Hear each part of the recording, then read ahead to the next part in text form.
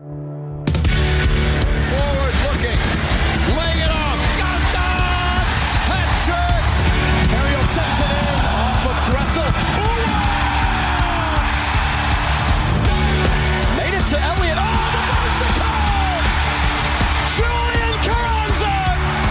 A spectacular finish! Philadelphia doubles its lead! Hello and welcome to the Free Kick Podcast. My name is Todd, and this season could be coming to an end in a couple weeks with the last game against FC Cincinnati set to be on October 19th for MLS Decision Day. And we can talk about all the different scenarios that the Union need to happen in that game. Regardless, the Union need to win, and then we can talk about exactly what the Union need in terms of getting help from other teams. The fact of the matter is the Union's playoff hopes are out of their controls. Now they need other teams to help and carry the weight. And who would have saw this coming, right? This is something that Union fans, and especially newer Union fans that maybe started coming on board around 2022 when the Union made MLS Cup final. Some fans are not used to this. They're not used to seeing the Union struggle to make the playoffs. Fans aren't used to seeing the Union potentially be eliminated. And it's disappointing that this is where we're at, because I think if you look at this roster, there's plenty of players on the roster that are talented enough, but the issue is the Union just have let results get out of hand. They've let, their destiny slip. And I'm lost for words for really what we've seen this year in terms of bad quality games. And of course, we'll get into that, but I feel like you guys already know the games that the Union disappointed on this year. You guys know the games that the Union didn't look great in. And the fact of the matter is, those games have now come back and haunted the Union. And now we have to sit here and wait. We have to sit here and wait and hope that the Union, when game time comes against Cincinnati, hope that the Union get a win. And then everybody else is going to be scoreboard watching too. So it's an uncomfortable position where we're just playing the waiting game, and everybody's thinking, what if this would happen? What if that would happen? And what Jim Curtin could have done differently, what he didn't do, what Ernst Tanner should have brought in the summertime. And that's what fans are going to be saying here the next couple weeks on social media. There's going to be a lot of debates, I'm sure, a lot of people getting into arguments. And the truth of the matter is, there's nothing anybody can do.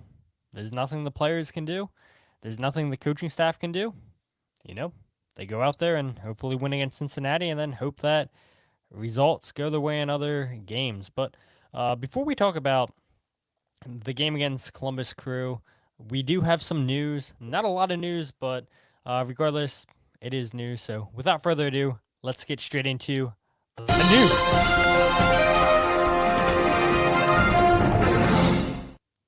All right, so because it is a international break, the Union do have some players that are going away representing the national team. You have Ty Baribo, he's going away with Israel for their game on October 10th versus France and October 14th against Italy.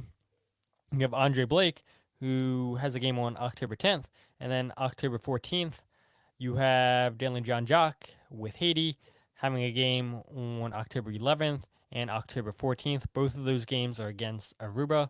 Daniel Gazag with Hungary, October 11th versus the Netherlands, October 14th against Bosnia. And then you have the two U19 representations from the Union in Andrew Rick and David Vasquez against Sweden on October 11th, and then October 15th versus Japan.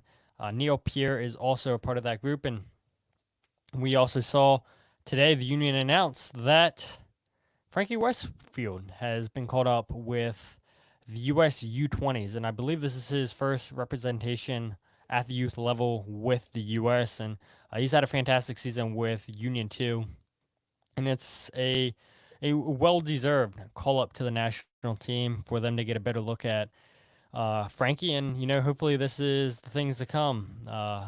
Hopefully we see Frankie just get more and more call-ups, and hopefully it's the start of a bright future for him in his Union career. Uh, Go ahead and pull in some comments here on YouTube. As always, we're live on YouTube, guys. Jillian says, hey. Jose says, thanks for the link, bro. LOL, no problem. And we have Kyle chiming in saying, hi, Todd. And then we have Elmer joining in saying, good luck to Philly. I was so hoping they beat Columbus. Union looked good in the first half. And yeah, for sure, we'll get in that game against Columbus here in a little bit, Elmer. But everybody that's joining live on YouTube, thank you guys. And if you guys haven't already, share it on social media. I know us not scheduling the live stream doesn't do anybody any good. So that's why it's important for you guys that are listening, whether it be live or you guys listening to the podcast when it gets released tomorrow, to share the link, let people know, hey, look, we do go live on YouTube. And I love when people participate. So everybody that's here right now, I appreciate you guys. But those are the call-ups for the Union. And the last bit of news I want to talk about is MLS have announced the nominations for the end of the season awards. And if people are unaware how this works, the teams nominate players and coaches for these categories.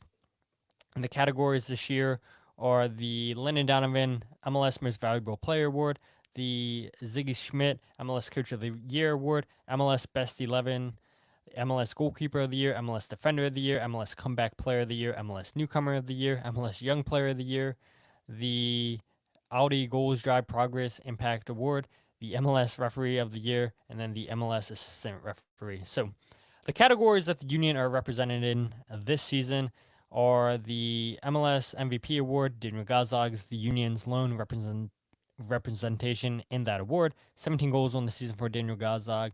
The MLS Coach of the Year Award. The Union nominated Jim Curtin. And one thing I do want to say. So I saw some people having some slick comments on social media saying, well, who else are they going to nominate? That's their coach. Not every team nominated their coach. Atlanta United didn't nominate their coach. I believe Austin didn't nominate their coach. I'll have to look at the rest of the list. Actually, I'm looking at it right here. I mean, if I go through every single coach that wasn't nominated, we might be here for a while. But not every team, not every team nominated their coach, and I don't think that comes to a surprise when you look at the teams that have interim coaches, teams that just fire the manager, like Austin did with Wolf out there. So I think, fans that are like, oh, why did the Union nominate Jim Curtin? Like, why is he under consideration? Trust me, he's not going to be a finalist. Like, people in the media, the players, the front office staffs, they're not going to vote Jim Curtin in a final 3 spot. Don't worry about it. Also, voting, it becomes 33% each player, media member, and then front office executives. All the votes count towards 33% of the vote. And we'll see the nominations here in a couple weeks for the final, but I don't expect Daniel Gazag to be in the final 3. Jim Curtin's not going to be in the final 3. The Audi Goals Drive Progress Impact Award, Kai Wagner's a nomination. He has a chance with what he does with kick childhood cancer. Really, really good, impactful story. I'm sure you guys have all seen with him in Charlotte last year. And then him, Leon Flock, and Oliver Zemla hosted a soccer training camp throughout the summertime, raised money for kick childhood cancer. So there's a possibility that Kai Wagner winds up as a finalist. MLS Comeback Player of the Year Award, Leon Flock, and then the MLS Young Player of the Year Award, Quinn Sullivan and Jack McGlynn. And for people who, again, just unaware how these awards work, you can have no more than 2 representations for these awards. And so, yeah, the Union, I don't think, come away with any award winners here. Maybe Kai Wagner, maybe, but got to look at the rest of the representations for that that award that he's up for. So a lot of good people, a lot of good players around MLS doing good stuff. And I'll leave a link in the description so you guys can go ahead and take a look at what players are doing around the league.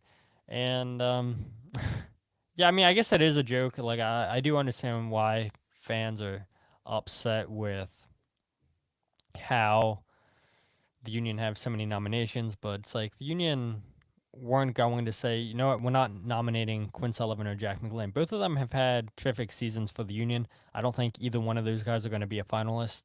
MLS Comeback Player of the Award.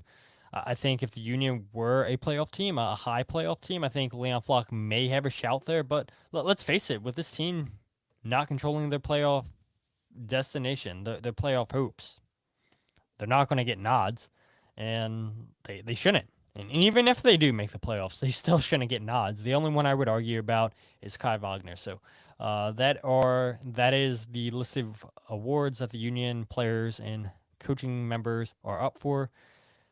We'll see if any of those guys get into the final three. Again, I do not expect that, but you guys are all here for the Columbus versus Philadelphia Union game. And before we get into that game, I did go out to Columbus with Kyle and Jillian Albany. I flew, they drove. Still don't know how they did it. I know they said it's like 6 hours there, 6 hours back, but still, like, for us just to be in the city for not even 24 hours. It's a long drive, but hey, look, we're dedicated. They're dedicated to make the drive, and we always try to provide the best coverage, whether it's Kyle and Jillian, myself, Jose Nunez, who's in the chat. There's so many other great people that are providing Union coverage. And when we got to Columbus, I met up with my friend Tyler Fisher, who, by the way, I'll be on his show tomorrow night, The Massive Report, talking about this game. So if you guys, I guess, we'll probably have more of a Columbus Crew perspective in that. If you guys want to hear from the Columbus people, then be sure to check that out. I'll give you guys a link once the episode is live. I'm not sure that they really go live. I have to check into that. But Tyler Fisher does excellent work with Massive Report. And I was talking with him, and he's like, you know, this is it. It's just three of us that cover the Columbus Crew. And I was shocked, honestly, where you look at how successful the Crew have been the last couple years, and they just reach finals. And he said, yeah, this is it. Just three people. People aren't interested in covering the team, and that shocks me.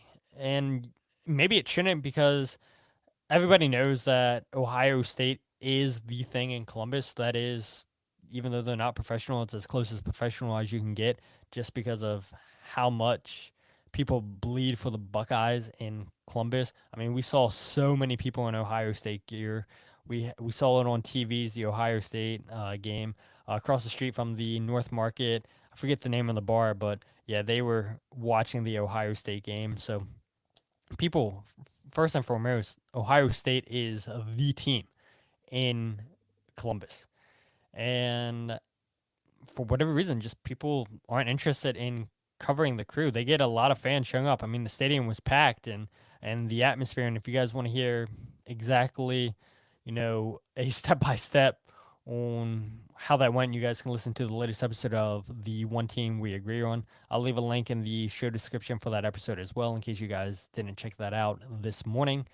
But Tyler Fisher, great guy, great friend, and doing excellent work. But I've talked about it here on the podcast in the past, where I've been to different away games, and so many teams don't have as many people as we do here in Philadelphia covering the team.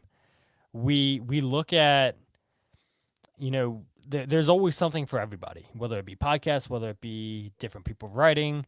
You have people that do live shows. I mean, there's so much content out there for you guys. And of course, you have your local writers. But I think at times we forget how spoiled we are as Philadelphia Union fans. And people in the media just, like I said, when I go to away games and I see that there's not a lot of people covering last year, Colorado Rapids, Kyle Albany and myself, we went into the press box for that game, and he can vouch for me. There wasn't a ton of coverage for Colorado. Now, granted, they were having a terrible season, but yeah, it's a shame that it's difficult for some of these markets to get the representation that these clubs deserve. And again, we have so many people covering the Union, and we're really, really spoiled here. And I hope you guys realize just how spoiled we are. Kyle chimes in and says Tyler is a good dude. Elmer chimes in and says Ty Fisher was laughing at Miami's chances to beat Columbus the night before the match on battered Herons. LOL. And yeah, we know how that game went, right? Miami come up and win the game. They win the Supporter Shield on the night, which was pretty much the nail in the coffin for Columbus to progress further than second place. And so, yeah, you could have made the argument they don't really have too much to play for the rest of the season. They have second place locked up because they have such a lead on Cincinnati at 60 points. They still have 2 games left. Cincinnati's on 56 points. The best they can do is 59 points. So even if Columbus loses the last 2 games, they're not losing that second seed. Into Miami in first, Columbus in second, Cincinnati in third, and the first 3 spots, they're all locked up in the Eastern Conference. And then you have Orlando City in fourth at 52 points, New York City with 50 points, Charlotte at 48 points, New York Red Bulls at 47 points in seventh, DC United in eighth with 40, Montreal in ninth with 40, Toronto eliminated, Philadelphia and Atlanta are the last 2 teams fighting for a potential playoff spot. Again, we'll get into scenarios and whatnot a little bit later, but it was really nothing that Columbus has to play for anymore after they got the victory over the Union, and that was a difficult game for Columbus Crew against Miami. And I said, I believe on this show, that maybe because of the way that Columbus lost the game against Miami. Look, they had a chance to tie it up and at 3-3, but they had a penalty kick saved, and they couldn't do it. And I said, okay, maybe they come out a little salty, and maybe the Union can take advantage of that. And that's not what happened at all. I mean, we see Columbus score a goal within the first 4 minutes with Cucho Hernandez. Elmer says, who has to lose for the Union to make it? And so the Union, we'll get into the scenarios later on, but just because you're asking now, I'll go over it. The Union need either a DC United or a Montreal loss. One of those 2 teams losing and a Union win over Cincinnati guarantees that the Union will be in the playoffs. But it's going to be tough. You have DC United who face off against Charlotte this weekend, and then you have New York City facing off against, I should know this, is it New England? Is it New England? Is it New England? So many different scenarios. You have, sorry.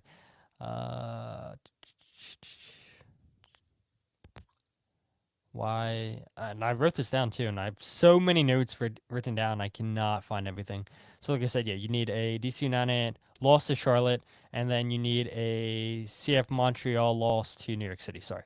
So yeah, either a loss by DC United or Montreal. And Jim Curtin joked after the game and said, this is the one and only time that we'll be fans of New York City for this game. So yeah, we'll get into the scenarios a little bit later. I don't know how long you're going to be on the live stream for, Elmer. So yeah, I'll answer your question right away. But yeah, Columbus, beautiful stadium. People ask me all the time. That was my 9th MLS stadium that I've been to, and I don't know. It's really, really tough for me to choose between New York Red Bulls or Columbus.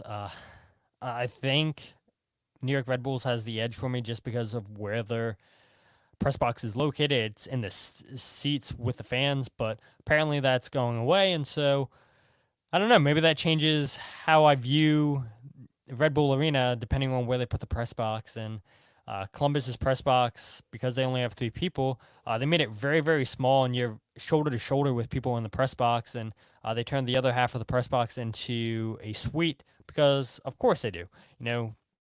Coming off of that win against LAFC in MLS Cup last year, you have a demand for season tickets. I believe they said before the game that season tickets were sold out for 2025 for crew members.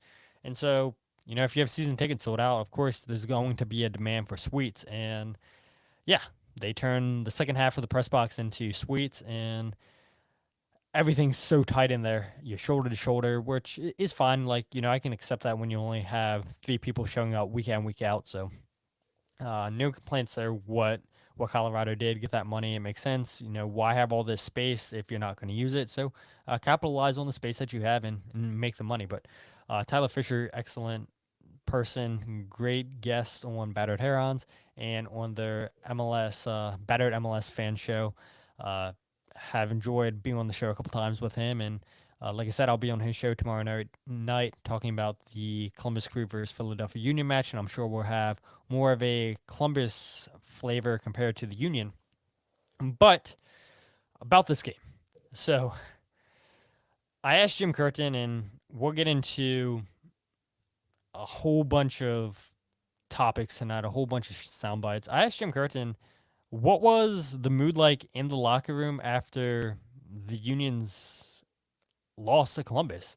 Jim Curtin's a coach that doesn't talk to the players, whether it be a win, loss, or draw after games. And so, I was a little bit curious, what that feeling's like, where the Union coming into this game, they still controlled their destiny. Before the match, we saw Inter Miami do the Union a huge favor, beating Toronto. And we're like, okay, well, the Union cannot get eliminated tonight if they lose against Columbus. But if they win tonight and some results go their way, they could potentially clinch a playoff spot, and the Cincinnati game doesn't matter. Well, it didn't matter in the end because the Union lose to Columbus Crew 3-2. And so, like I said, I asked Jim Curtin what the mood in the locker room was like, and this is what Jim Curtin had to say. Yeah, obviously they're disappointed, right? Because we let the control kind of slip out of our hands here. But they play hard. They fight for everything. It's a great group of guys. They're going to fight till the final whistle against Cincinnati. We'll find a way to get a result there and get a win. And then stranger things have happened. We'll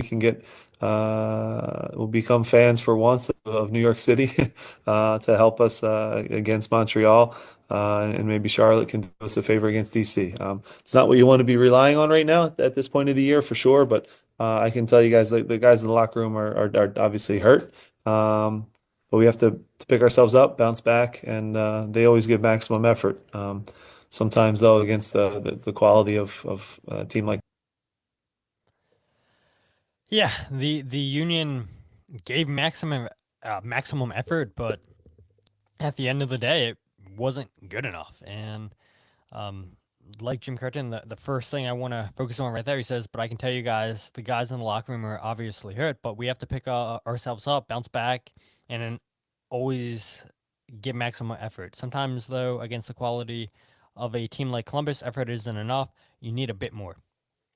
And so I know on the live feed, I accidentally ended the last bit of that quote for you guys.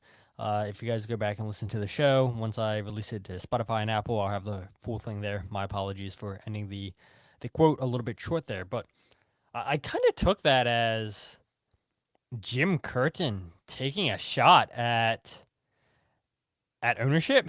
And I don't know how you guys felt. That's what it felt like to me when he says, sometimes, though, against the quality of a team like Columbus, effort isn't enough. You need a little bit more. Well, what do you need a little bit more of? Better players. And who hurt the Union once again? Cucho and Diego Rossi. And this is what pisses me off, guys. This is what pisses me off. There is no reason why a small market like Columbus should be outspending the Union. And I get it. The Haslams are much richer than Jay Sugarman. But I don't think it's a great look for MLS to have such a huge market like Philadelphia behave like a small market club. That's not a good look. You should want arguably a top 5 market in the United States for sports. Let's face it, they have the 76ers, they have the Eagles, they have the Flyers, they have the Phillies, and they have the Union. They have 5 professional sports teams in the city. And this is a huge market. There is no reason why, absolutely no reason why, the Union perform like a small market. Yes, you can have your Moneyball aspects and go out and find diamonds in the roughs. But you mean to tell me you can't pony up $5-6 million to bring in a a Diego Rossi, who clearly made a difference in this game. You go back and watch the second goal that Columbus scored. That's been typical of the type of goals that the Union have conceded this season. And it's people getting caught flat-footed. Kai Wagner doesn't follow Farsi. Players not being on the same page. This isn't like this was a one-time thing. This has happened multiple times this season. Multiple times this season. And I jinxed it in the press box. I said to Jillian Almany, I said, the Union have kept Diego Rossi pretty quiet this game. And as soon as I say that, what happens? He finds space. He gets by Jack Elliott. Sees his shot blocked by Andre Blake. Union can't clear the ball. And then Farsi's able to put the rebound home. But good players, big-time players, all they need is one chance, one moment, and they make a difference. We saw it with Diego Rossi on Saturday night. We saw it during League's Cup, where I said the same thing. Jack Elliott was having a good game. They were keeping him quiet. All you do is get him one chance, and he is going to make you hurt. Same with Cucho Hernandez. 2 goals on the night, both off of set pieces. The Union do not concede set-piece goals. But special players score special goals. And for whatever reason, the Union don't want to spend money. They don't want to spend $5-6 million. And I know we had an episode a couple months ago, whatever, after the Union's town hall, going over comments by Richard Leverich and Jay Sugarman saying, look, if Ernst Tanner, if Jim Curtin come to us, say we'll spend money, and we want money spent, we'll spend the money. We have no issues doing that. That's what the ownership said. This window, this winter transfer window, is huge. Put your money where your mouth is. Okay, they're going to ask you for money. You said it publicly. And you see, look how Columbus is built. This is exactly what the Philadelphia Union should be. They should be like Columbus. But no, you have Philadelphia Union acting like a smaller market than Columbus Crew. What is going on? You spend money on star players in Diego Rossi and Cucho Hernandez. And then how do you build the rest of your roster? By mid-level TAM players. You build it by academy players. You build it by the draft. You build it by second-team players. And you mean to tell me that the Union don't want to go ahead and spend $5-6 million?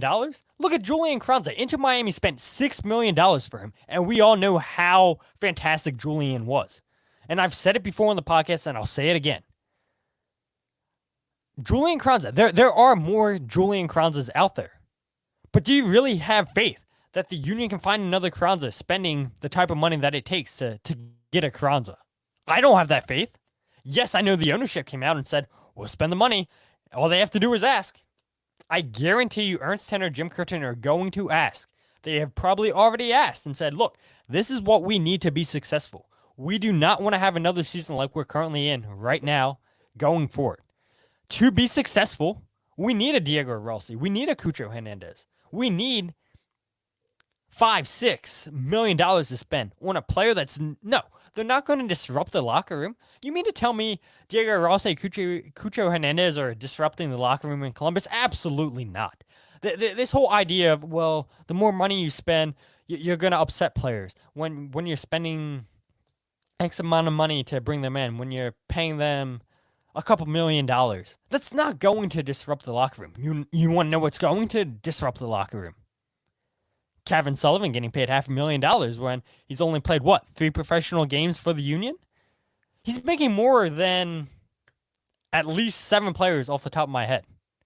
You mean to tell me that players in the locker room aren't jealous, aren't upset about that, where they've been professionals for a lot longer than Kevin Sullivan is, and he's already getting paid $500,000? He's getting all these sponsorships.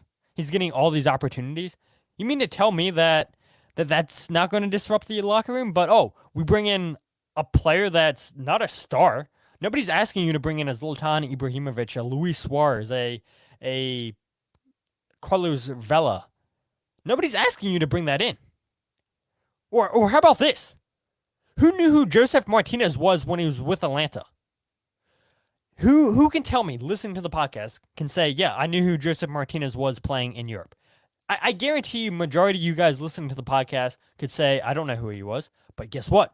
That's good scouting by Atlanta United. He comes in and he is a star. Miguel Almiron, nobody knows who he is a star in MLS. There is so many examples. And I use this example all the time, and I'm going to continue to do it. Not just because Elmo is saying he is a Inter Miami fan, but because it's a perfect example. Diego Gomez, $3 million is what Inter Miami spent to bring him in. And a year later, they're selling him for $15+ million. That is unbelievable business. Why the Union can't find more U22 players like that? Why the Union can't invest that type of money? It is successful. It is successful. The Union should be what the Columbus Crew are. And the fact of the matter is, until ownership spends like that, they're not going to be. They are not going to be. And fans have been calling for a roster blow up for the last couple years. This is it. This is the perfect opportunity to blow up this roster. I started the show saying I cannot believe the Union are in this position, that there is quality, talented players on the roster. They are not as bad as their position says they are, but the fact of the matter is they are in 11th place in MLS because of what has happened throughout the season. They have quality players. Kai Wagner would start on every single team in MLS. I truly believe that. Tyber Rebo would get in majority of the rosters in MLS. Nathan Harriel would get in majority of the rosters in MLS. Andre Blake would get in majority of the rosters in MLS. Dalen John Jock, I know he's not been here for a while. He would get into majority of the rosters. The Union have quality players. Daniel Gazdag would get in. And I know fans are upset because he's not your typical 10. But the fact of the matter is the Union have talented players. Quinn Sullivan having a fantastic season. Jack McGlynn having a fantastic season. Nathan Harriel has had a great season for the Union. But as a team, as a collective, they've not been good.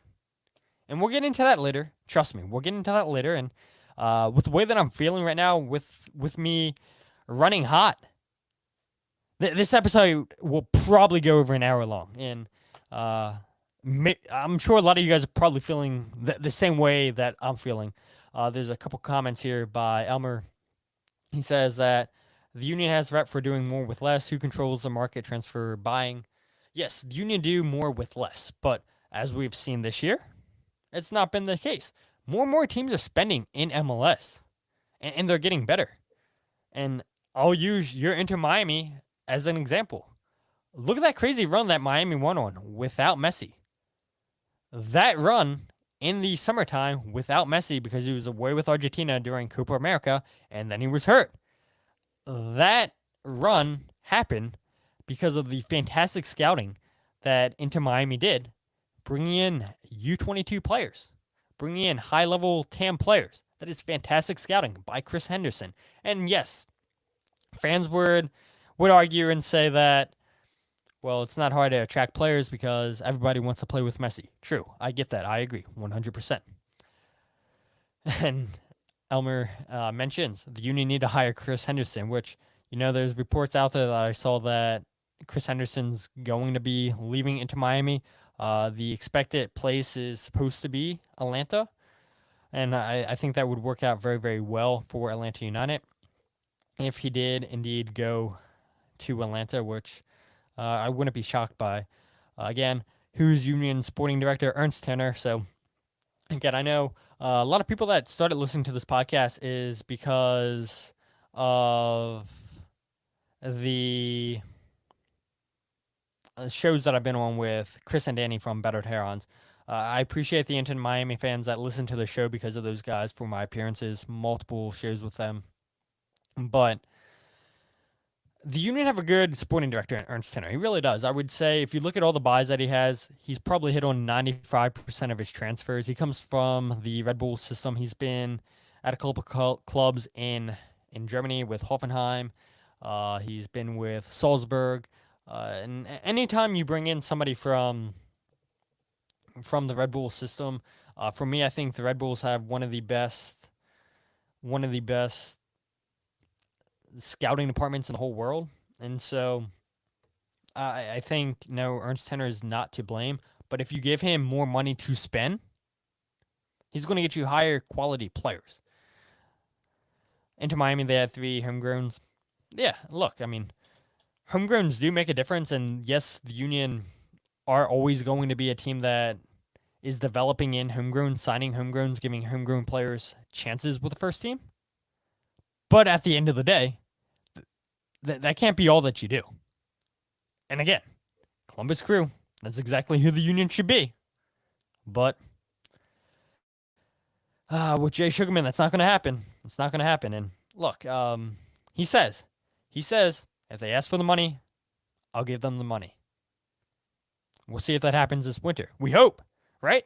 People in the media, I think, are hoping to see that. People in the media have been calling for this team to be blown up the last couple of years.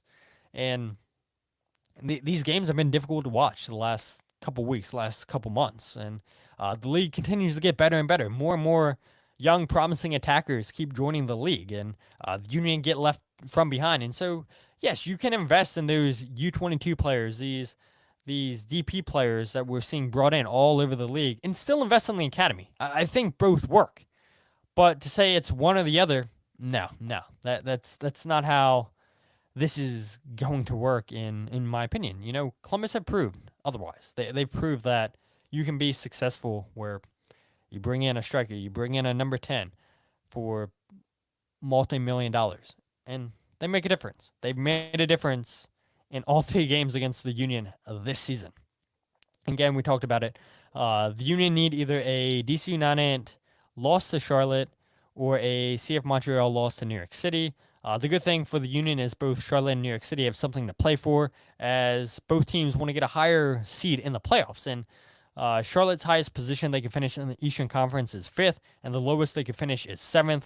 New York City, on the other hand, could finish as high as 4th or lowest as 7th. And keep in mind, too, like I said, we started the show off talking about international breaks. These teams are going to want to be fresh for the playoffs. They want to keep their players match ready, match fit. And so I don't expect any teams to rotate their squads, because you know they're already going to have essentially 2 weeks off before the final games of the season. So I expect every single team, when the MLS decision day comes on October 19th, I expect every single team to play their strongest squad as possible. But let's move on to another topic, and I'm a little bit winded. Just thinking about, and it's crazy too. I'm about to go on another tangent, I feel like. Being in Columbus, and no, we did not explore all of Columbus, but you could just look at the buildings. Columbus isn't a big city compared to Philadelphia. I talked about it. 5 professional teams in Philadelphia. Well, you have 2 professional teams in Columbus. The Blue Jackets, hockey, and the Columbus Crew.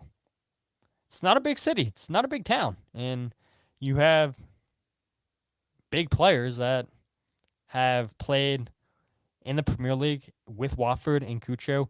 Diego Rossi played with LAFC. Both players seem to be fine in Columbus. It's crazy. It's so crazy to me that a small market like Columbus is acting like a big market, while the big market in Philadelphia is acting like a small market team. It's insane. But I asked Jim Curtin why the Union decided to start Leon Flock and Daniel John Jock together. That's the second time the Union have done that this season. Funny enough, the other time the Union did it was against Columbus, and the Union's 1-0 loss at Subaru Park earlier the last couple months. In August, I think, is when these two teams last played, not counting Saturday. Or no. They played both times in August against Columbus Crew. But yeah, so I asked Jim Curtin why he decided. Is there something that they saw in the last game against Columbus that justified them both starting the game? And this is what Jim Curtin had to say. We wanted to get athletes and quickness on the field tonight, just because of how much, they pull their 210s with Rossi and Cucho and Ramirez. They float all over the place. They have a lot of flexibility, so we wanted to at least have quick guys to clog the middle. When you concede in the 3rd minute off of a restart, the plan kind of out the window, so it became difficult. But overall, it's been a little stop and start for Danley, unfortunately, with the injury. So just still trying to get him up to speed again with his teammates. And I know he's going to have a big future here at the club. But just tonight was just a tough night because we were chasing it from the very start after conceding so early. And so I knew what Jim Curtin was going to say. I knew that he wanted to get more athletic players on the field. And I agree with that 100%. We want to get athletes and quickness on the field, though, tonight, just because of how much, they pull their 210s with Rossi and Kuchar and Ramirez. They float all over the place. They have a lot of flexibility. So we want it to at least have quick guys to clog the middle when you can see concede in the third minute of a restart. The plan kind of is out the window. And yeah, that is true. Your plan does get thrown out the window, and now you're chasing. And the Union, Jim Curtin says it all the time. There's a team that's not built to play from behind. And to the Union's credit, they finally equalizer with Nathan Harriel. It's a good set piece routine. Union continued to score goals off of set pieces. Jack Elliott takes a free kick. Ball goes under the wall. Columbus doesn't clear it, and Nathan Harriel's there to put it past Schulte, the goalkeeper for Columbus, at his far post. Game tied at 1 apiece. But this is exactly what you need. Jim Curtin said athletes and quickness on the field against Columbus. This is exactly what you need. This is exactly why you need another 8. You need 3 8s if you sell Jack McGlynn, if Liam Flock's not brought back. You need quick and athletic players. And I think it's pretty obvious to everybody that's what the Union need. Why has Quinn Sullivan been successful for the Union this year? Because he's an athlete. Athletes make a difference. And this is no shots fired, and this isn't meant to be a shot at Alejandro Bedoya or Jack McGlynn. But neither one of those guys are athletes. And I think Jack McGlynn would tell you that. He's more of a deep-lying playmaker. And you look at the quickness of this game, I don't really think this was a game for Jack McGlynn. Yes, I know he scores in the game, but the game, in my opinion, was too quick. And remember the last time out against Columbus in the League's Cup, he got cooked by Diego Rossi. The Union lose that game 3-1. In the very next game, Jack McGlynn's on the bench because of his poor performance against Columbus in the League's Cup. Alejandro Bedoya being your first sub, I think we all knew that was what was going to happen. I think for me, I would have went with Jesus Bueno. I think Bueno actually could have kept up with the pace in this game a lot better than Bedoya. I think I would have brought Alejandro on in the last 5-10 minutes where you're playing those long balls, hoping that somebody can win a knockdown, and now you can hopefully get a shot on goal. But no, Jesus Bueno does not see game time at all. And if I'm Jesus, I'm calling up my agent and I'm saying, get me out of Philadelphia after I have a strong season in the second half with the club. I find game time hard to come by. This is a game where I think he could have made a difference.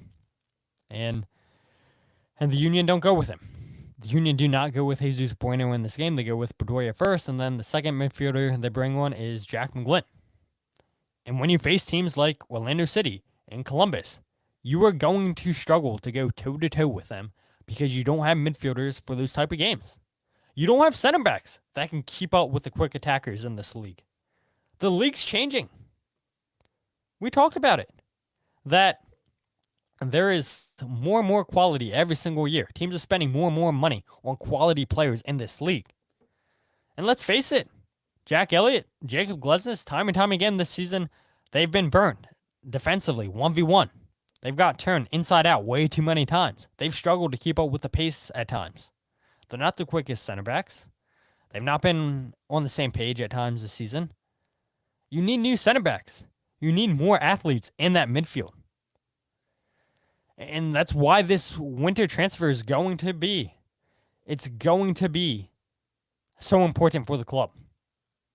And so I hope it's a big winter. And trust me, we're going to have a lot of content to talk throughout the winter time. I hope a lot of moves get made.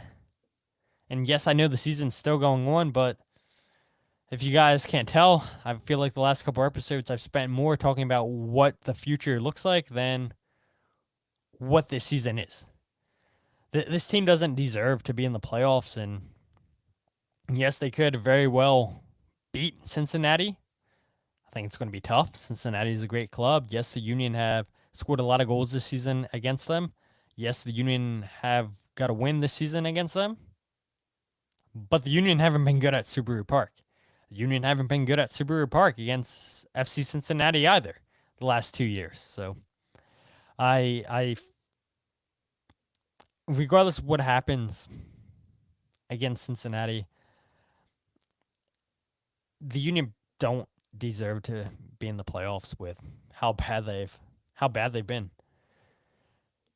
Elmer chimes in, says Union needs a consistent playmaker and just need to be more clinical in the final third. The other players will grow into the other supporting positions. And I would make the argument actually that the Union's issue isn't scoring goals. You look at it, the Union have scored 61 goals this season in MLS, which puts them as the third highest scoring team in MLS, and it puts them as the sixth highest scoring team overall. So, I mean, the Union are scoring plenty of goals. Yes, Union fans have complained and said they need a better playmaker than Daniel Gazdag.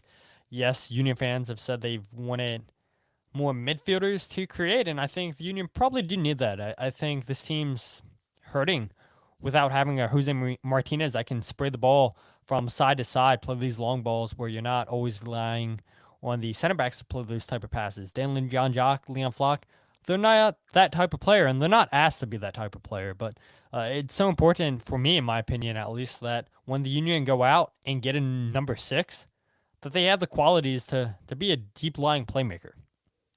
And so I think the Union, they're fine scoring goals. Scoring goals hasn't been an issue. It's conceding way too many goals, and it's a really good segment actually to go into the next topic of how different would this season have been if Andre Blake wouldn't have been hurt. And Jim Curtin was asked after the match how different this season would have been if Andre was available for more than 13 games this season, and this is what he had to say. Look, it's never just one thing, Jonathan. I think you know that, through the years, we've been a team that's been pretty consistent. We have relied on great goalkeeping. We missed Andre for a very, very long stretch of the season. We had, minimal injuries, to be honest, this year compared to, every team that goes through injuries, for sure. Again, it became a season where, if you think back on some of the points that we dropped and the way that we did it and the fashion we did it, we did this to ourselves. And I think we realized that. We went through a really hard stretch in the middle part of the season. Part of that was because Andre was out for sure. I do think it would look different if he was in the whole season, but we win as a team and we lose as a team. That's the way it is with this group. Again, in these types of games like tonight, like Orlando, you need your best players to be your best players, not to simplify things. And you look at our last 3, and we can't be relying on Nathan to be the one that's getting goals for us. Those need to be the outliers. So we did a good job as a team to get ourselves back at least in the playoff picture. But the last 2 games were against tough opponents, don't get me wrong, but we needed some special performances, and we just we didn't get them collectively as a group, and then individually we didn't have anyone do something maybe out of the ordinary that you need on the road to get a win. Yeah, there's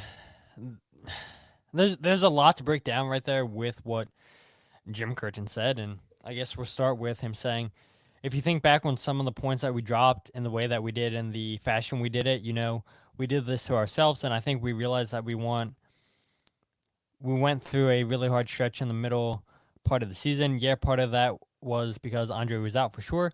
I do think it would look different if he was in the whole season, but we win as a team and we lose as a team. That's the way it is with this group. And so Jim Curtin mentions drop points. The Union have dropped 26 points this season.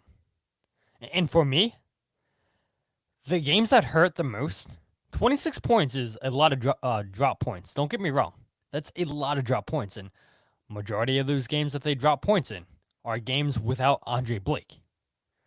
But Chicago Fire, you're up 3-1, and you guys are getting tired of me mentioning this every single episode. I'm hurt. I'm really hurt by that game. I go to Chicago, and I watch the Union blow a 3-1 lead, and they lose 4-3. Should not have dropped points. Should not have lost that game against Chicago Fire. And then Inter Miami, you're up 1-0. You lose 2-1 despite being up 2 men.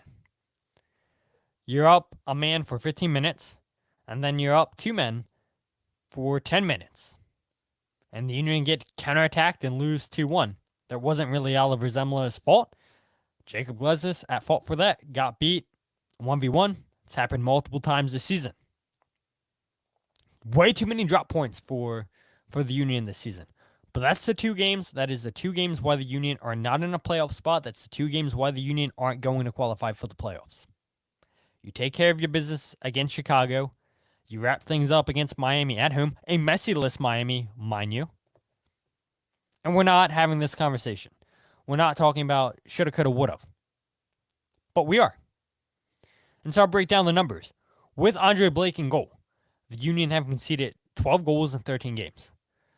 Andre Blake's faced 156 shots, 48 of those being on target.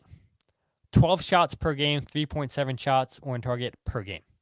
Without Andre Blake this season in MLS play, 41 goals conceded in 20 games, 288 shots faced, 108 shots on target, 14.4 shots per match, 5.4 shots on target per game. Now, I do have to note, Andre Blake had to exit 3 games this season. Against Minnesota United, the Union were up 1-0 in that match. They wind up winning 2-0. Atlanta United, the Union were tied 0-0. They draw that game 2-2 down in Georgia. Against Seattle Sounders, the Union are tied 0-0. The game gets suspended because of rain. Then the replay of this game, Andre Blake's injured, and so they sub Andre Blake out for Oliver Zemla. The game resumes in the 6th minute. The Union lose that game 3-2. And so Andre Blake has missed a lot of games this season. He's started 3 games. He's had an exit in those games. And I gave you the numbers there when Andre Blake was in net in those 3 games. Didn't concede any goals. Andre Blake comes out in 2 out of 3 of those games. That's when the Union start to concede their goals. And so I think we all know just how important Andre Blake really is to this team. And there's an argument that could be made. Okay, what's changed defensively? And I try to look for it. Jim Curtin said it a couple times this season where whether it be Oliver Zemler, whether it be Andrew Rick, the team plays less aggressive. They play more conservative. The center backs play more conservative. They're not coming out of position and try to win the ball back quickly because they don't trust Oliver Zemler. They don't trust Andrew Rick. They want to make things as comfortable as possible for them in the back. And I think that's part of the reason why we see without Andre Blake, the Union concede so many shots. And you're asking the center backs to play a way that they're not typically used to playing with Andre Blake in the goal. So it's a big issue when your center backs are not playing the way that they're comfortable playing. And I'm looking at the live stream right now. Typical Riverside just showing a lag on, for whatever reason. You guys can hear me fine, it sounds like, but I'm definitely not moving regularly on your guys' screen. Not sure what's going on, other than that just being typical Riverside. So my apologies for that, you guys, but if you guys have been watching every single live stream, you guys would know that this is typical from a really, really, really bad company. But you go ahead and look how... Now I'm pissed about Riverside again. I'm pissed about the Union. I'm pissed about Riverside. God, dude. We're going to go on another rant. We're going to do it. Second part that Jim Curtin said there on that soundbite you guys just heard. You need your best players to be your best players, not to simplify things. And you look at our last 3 and can't be relying on Nathan to be the one that's getting goals for us. Those need to be the outliers. So Nathan Haverhill scored 2 goals in the last 3 games for the Philadelphia Union. And you also look and you see it's 3 straight games now that the Union's front 3 hasn't scored in. I've said it before and I'll continue to see it, that the team will only go as far as the front 3 takes them. And it's really the comments. Kyle says rant. And then Jose says, "You look great in slow motion, bro." Yeah, I mean, it's so weird. It is so weird. I'm watching it on my phone where I'm clearly going so slow motion, and then on my screen it looks completely fine. I mean, it's so it's so funny. I mean, you guys can hear me. You guys can hear me normal. Kyle saying blunder of the week because of Riverside's crappy service. Yeah, yeah, that's blunder of the week. They're always get blunder of the week. So, Kyle, Riverside saved you from getting blunder of the week. So, you're very very fortunate that I decided to pay money up front for a whole year to a crappy company that always makes excuses why it's not their fault. It's always my fault. Yeah. Okay. Okay. Look at all the other shows that I join. I have no internet issues. I have no audio issues. Pay for top of the line internet. You're so bad. You're so bad, Riverside. And look, I'm getting clown. I'm just getting clown on YouTube here. Todd gets a yellow card for the slow-mo. Look, if I could fix it. I would fix it. It's so bad. It's so bad. So maybe we should end the live stream, right? I mean, at least you guys can hear me, but I have so much that I want to get to. So sorry, ADHD, totally distracted. Jim Curtin said, "You need your best players to be your best players, not to simplify things." And you look at our last three, and we can't be relying on Nathan to be the one that's getting goals for us. Those need to be the outliers. Like I said, 3 straight games now that the Union's front three hasn't scored in. I've said it before, I'll continue to say it, that the team will go as far as the front three takes them. And Darlington Nagbe completely took Daniel Gazdag out of this game. Had a huge chance in the 88th minute with a Wagner cross to the back post. Got to at least put those on target. Does not do that at all. The Union had no answer to Columbus's high line or pressure. Really struggled to get out of their own half at times because of it. Mikal Uhre in this game, he had 30 touches in 90 minutes. 4 of those touches inside the 18. Ty Baribo, 26 touches in 90 minutes. Daniel Gazdag, 36 touches in 90 minutes. And I took it a step further, looking at these numbers specifically for you guys. Okay, where exactly did Ty Baribo, Mikal Uhre, and Daniel Gazdag take their touches? And because of things going so slow-mo, I'm not even going to show you guys the graphics because I feel like if I do that, it's going to completely break the live stream. But Mikal Uhre, he had 15 touches on the right side, 4 touches inside the box, 4 touches centrally, 3 in his defensive half. Ty Baribo, 12 touches on the right side, 2 inside the box, 7 touches in his defensive half. 7 touches as a striker in the own defensive half, that is not great.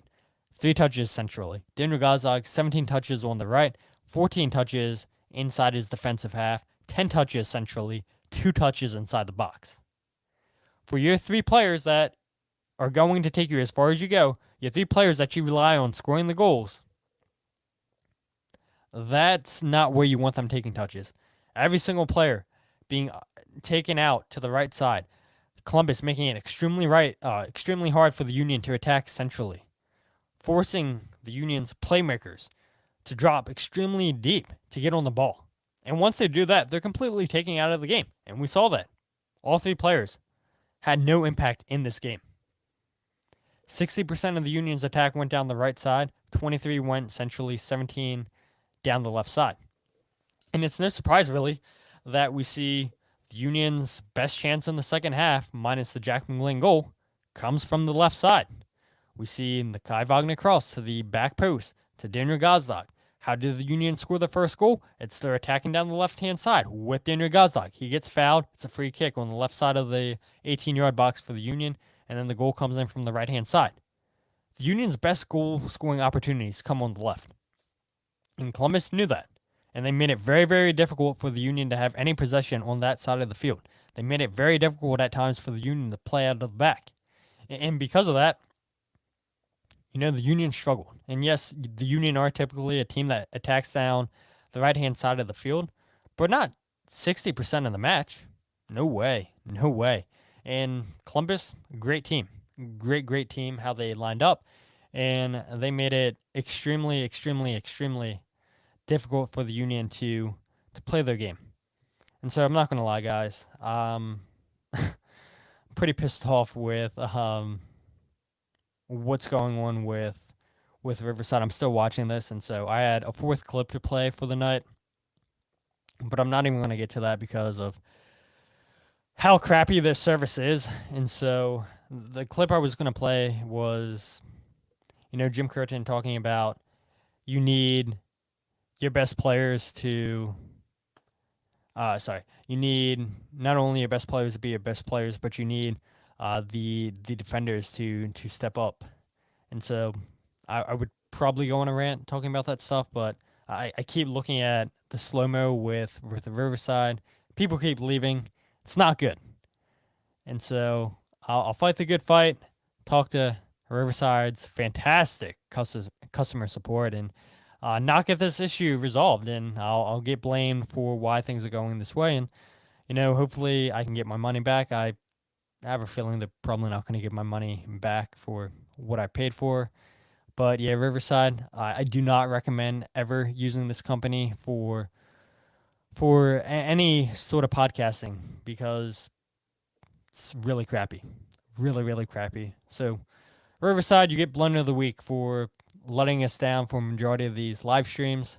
So if you guys aren't following the podcast on Twitter, Instagram, or Facebook, follow @FreeKickPod, wherever you get your podcast, The Free Kick. Make sure you check out the YouTube channel, youtube.com/FreeKickPod. Well, the one thing you guys won't have lag on is the goals breakdown videos. Yeah, time and time again you have lag on the live stream apparently, but you don't get that with the goals breakdown video. So there's still a reason to subscribe and check out the YouTube channel, and then go to the Substack where you can get the podcast episodes. You guys can go ahead and get the live streams if you want to watch them there, and then you guys can also watch the goals breakdown videos, and then my writing, I do that there as well at thefreekick.substack.com. Again, going to be on with Ty Fisher tomorrow on Massive Report. I'll let you guys know when that episode drops. I'm not sure if they go live or not, but Jose coming in saying Riverside is ass. Yeah, you're absolutely right. I mean, we're halfway into this episode now, and I feel like we spent more than half the episode, at least half of the episode, watching me lag.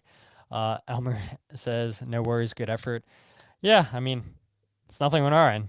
It's all on Riverside, but crappy company, and they continue to let me down, and they continue to let you guys down. At least you guys could hear me throughout this episode, so at least there was audio, but picture, nope.